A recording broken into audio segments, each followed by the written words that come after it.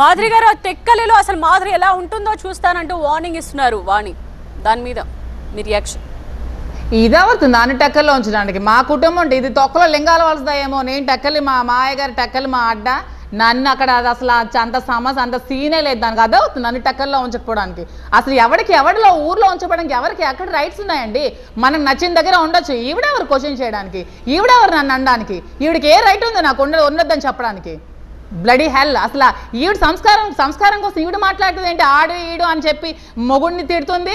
అత్తకేమో అది ఇది ఆడికి పుట్టింది ఈడికి పుట్టింది 100 మంది తిడుతుంది, అత్తకి తిడుతుంది అన్న విషయాన్ని ప్రస్తావిస్తున్నారు. ఈ వివాదం మొత్తానికి కారణం మీరు కాదా అండి? అసలు ఏం జరిగింది?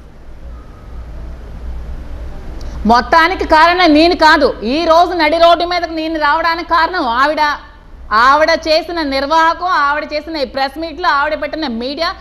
మీడియాలోకి ఎవరు పేరు తెచ్చారు? మీడియాకి ఎవరు ముందు వచ్చారు?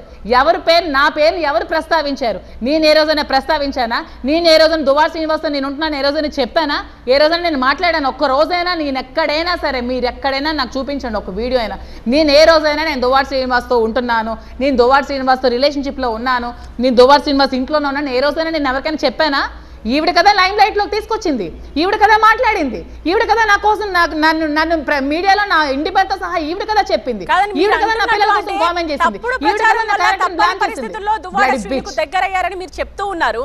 అయితే అప్పుడే ఆరోపణలను ఎందుకు బయటికి వచ్చి ఖండించలేదు? తప్పని పరిస్థితుల్లో కాదు, తప్పని పరిస్థితుల్లో ఏవండి. నేను దువ్వాడ శ్రీనివాస్ గారికి ఈవిడ ఇలాంటి ఎలిగేషన్స్ చేసి రోడ్డు మీద నెట్టేసి నన్ను నా రాజకీయ భవిష్యత్తును తీసేస్తే, జగనన్న మీద అభిమానంతో ఈవిడ రాజకీయ భవిష్యత్తు తీసేస్తే ఏంటి, నా వర్క్ నేను చేసుకుంటానని ఎలక్షన్ అంతా నేను శ్రీను గారి దగ్గర ఉండి ఎలక్షన్ జరిపించడం జరిగింది. అతనికి 2 సంవత్సరాల భోజనం అంటే నా ఇంట్లో ఉండి నేను అతనికి క్యారీస్ పంపించడం జరిగింది.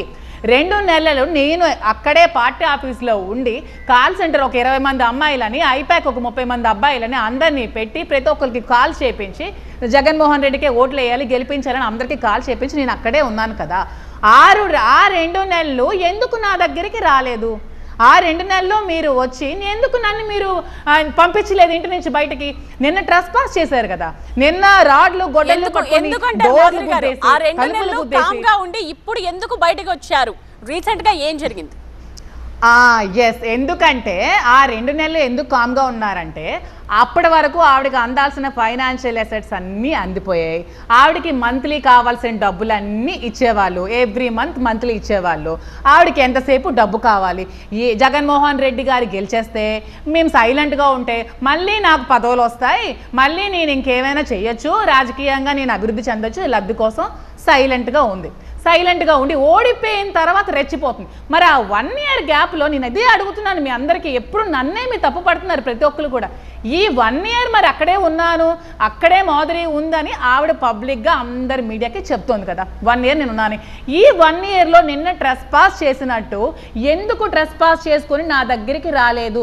నువ్వెందుకు రాజకీయం చేయాలి, నువ్వెందుకు నా హస్బెండ్ సపోర్ట్ చేయాలి, మా ఫాదర్కి నువ్వెందుకు సపోర్ట్ చేయలేదని ఎందుకు నన్ను బయటకు గెంటలేదు? ఎందుకు మీరు సైలెంట్గా ఉన్నారు? ఇప్పుడు ఏ అండదండలతో మీరు రెచ్చిపోతున్నారు? నిన్న శ్రీను గారి ఇంటి మీద వచ్చి ట్రెస్ పాస్ జరుగుతుంటే అతని మీద మర్డర్ అటెంప్ట్ చేయడానికి 10 మందిని తీసుకొచ్చి శ్రీను గారి మీద నువ్వు గుణపాలతో నువ్వు గుచ్చుతుంటే అతను 100కి కాల్ చేసి ఒక్క పోలీస్ కూడా ఎందుకు రాలేదు? పోలీస్ కంప్లైంట్ పెట్టి 3-4 అవర్స్ వరకు ఎవరు ఎందుకు రాలేదు? అంటే అతను చంపేసినా అలాగే ఊరుకుంటారా? అంటే ఎవరు అండదండలతో ఆవిడ రెచ్చిపోతుంది? ఇప్పుడు ఏం చూసుకొని రెచ్చిపోతుంది? ఇవన్నీ జనాలు అబ్జర్వ్ చేస్తున్నారు, ప్రతి ఒక్కటి అందరికీ తెలుసు.